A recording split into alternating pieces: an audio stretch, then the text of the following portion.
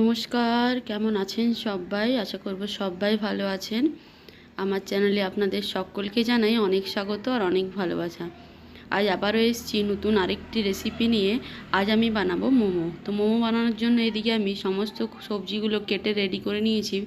পেঁয়াজ, ক্যাপসিকাম, লঙ্কা, রসুন, গাজর, বাঁধাকপি সমস্ত কিছু টুকরো করে কেটে রেডি করে নিয়েছি। এদিকে আমি এখন ময়দাটা মেখে নিচ্ছি।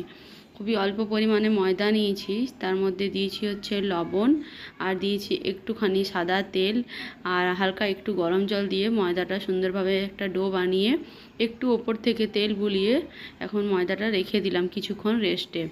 এদিকে আমি বানিয়ে নেব সমস্ত সবজিগুলো দিয়ে মোমোজের পুরটা বানিয়ে নেব। এনে দিয়ে দিলাম সাদা তেল, তারপরে দিয়ে দিলাম রসুন, লঙ্কা, পেঁয়াজ সমস্ত কিছু দিয়ে একটু হালকা ভেজে নেব। তারপরে দিয়ে দেবো সমস্ত কেটে রাখা সবজিগুলো কিন্তু খুবই পাতলা পাতলা করে কাটতে হবে, যাতে নাড়াচাড়া করতে করতে জিনিসগুলো সেদ্ধ হয়ে যায় সবজিগুলো। এখানে দিয়ে দিলাম গাজর, বাঁধাকপি সমস্ত কিছু দিয়ে ওপর থেকে দিয়ে দিয়েছি লবণ, আর দিয়ে দেবো গোলমরিচের গুঁড়ো দিয়ে ভালোভাবে কিছুক্ষণ নাড়াচাড়া করে নামিয়ে নেব। খুব একটা কিন্তু ভাজা ভাজা করার দরকার নেই, যেহেতু মোমোটার সাথে সেদ্ধ হবে, তার জন্য হালকা একটু ভাজা ভাজা করে নামিয়ে নেব।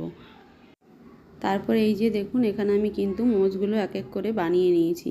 যেহেতু এক হাতে ফোন ধরেছি, এক হাতে বানাচ্ছিলাম, তার জন্য মোমোজ যে তৈরি করার ভিডিওটা শেয়ার করতে পারিনি। মোমোজ যখন মোমোজের ভেতরে পুর ঢোকাচ্ছিলাম, সেই ক্লিপটা শেয়ার করতে পারিনি। যাই হোক, মোমোজগুলো বানানো কমপ্লিট হয়ে গেছে। এখন সেদ্ধ করতে দেব।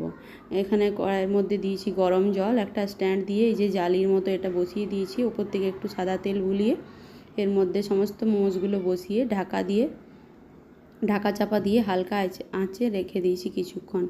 এখানে দেখুন মোমোজগুলো খুব সুন্দরভাবে সেদ্ধ হয়ে গেছে। এখন আমি এক এক করে কড়াই থেকে নামিয়ে নিচ্ছি। তো এই যে দেখুন, মোমোজ বানানো কিন্তু কমপ্লিট। এখন আমি প্লেটে সার্ভ করে নেব। মোমোজগুলো এক এক করে দিয়ে এখন দিয়ে দেবো চাটনি। আর এই চাটনিটাও কিন্তু ঘরে নিজের হাতে বানানো। নেক্সট টাইম কোনো দিন এই চাটনির রেসিপিটাও আপনাদের সাথে শেয়ার করব। তো আজকে আমার এই মোমোজের রেসিপিটি আপনাদের কেমন লাগলো অবশ্যই কমেন্ট করে জানাবেন। ভালো লাগলে লাইক, কমেন্ট, শেয়ার করে আমার পাশে থাকবেন।